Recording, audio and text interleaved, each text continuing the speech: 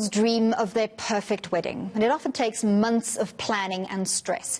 But now, weddings are among many events that have become casualties of the national lockdown. So how exactly do you begin unplanning an event without losing all your money or your mind? For more on this, I'm joined by Precious Tamaga Mazibuko, luxury wedding planner and event designer. Precious, thank you very much for your time this Sunday afternoon.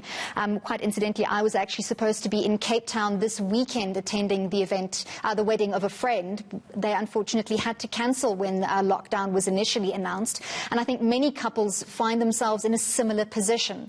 What do they do? How do you even start trying to make sense of something you've put years possibly into and invested a lot of money into?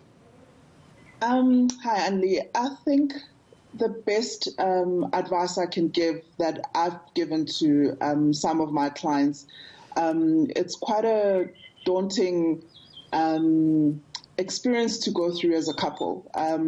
When you've had so much excitement building up and it has to come to a halt. And the best thing that you can do for me that I can advise is to literally just weigh your options and without panicking. It's not easy to say to someone, don't panic, because they've been excited for so long. But I think the best thing to do is to weigh your options, look at your contracts before making any decisions, basically. Obviously, we've got to have some kind of a buy-in also from service providers to make this process a little bit easier, and certainly I'm assuming that service providers would want to keep the service perhaps for a later date and to still be able to engage in those contracts. Would couples be able to claim deposits back or perhaps get vouchers if they were to delay the ceremony and the reception?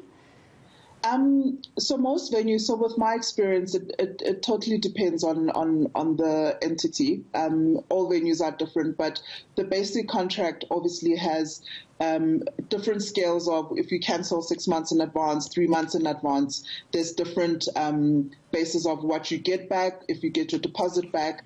So it really depends on the venue, but a lot of venues are being really flexible during this time because it kind of forms in as part of the contract, the part where it's unforeseen circumstances. It's not something that someone plans that would happen.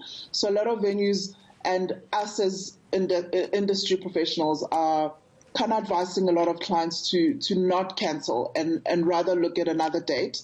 And that's working together with a lot of venues because they hold the power in most of the suppliers that then afterwards you'll have to have a conversation with. Because your venue first has to say, we can, relook the date and choose another date for you. Then after that, you have to speak to the next suppliers and make sure everybody is on board with the new date.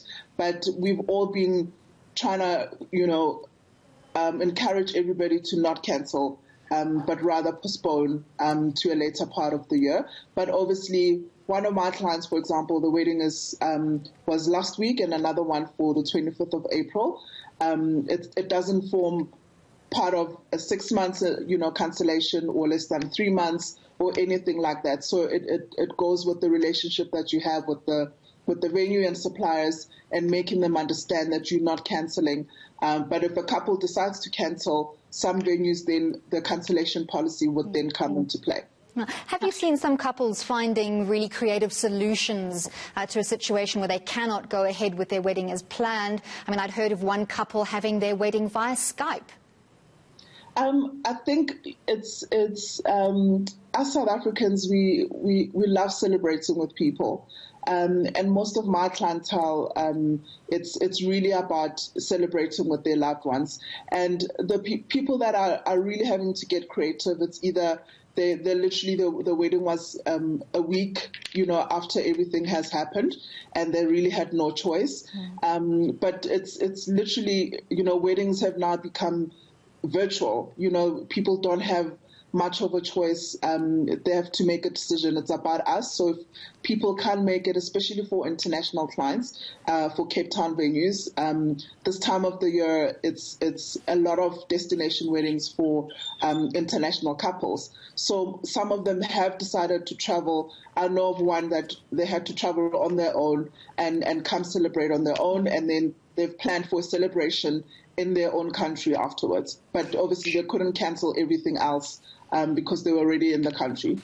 Right, thank you very much. We've been speaking to Precious Tamaga Mazibuko, a luxury wedding planner. And of course, the wedding industry is another one of those industries who've taken a very big knock as a result of COVID-19, that far-reaching economic impact still to be seen in months to come.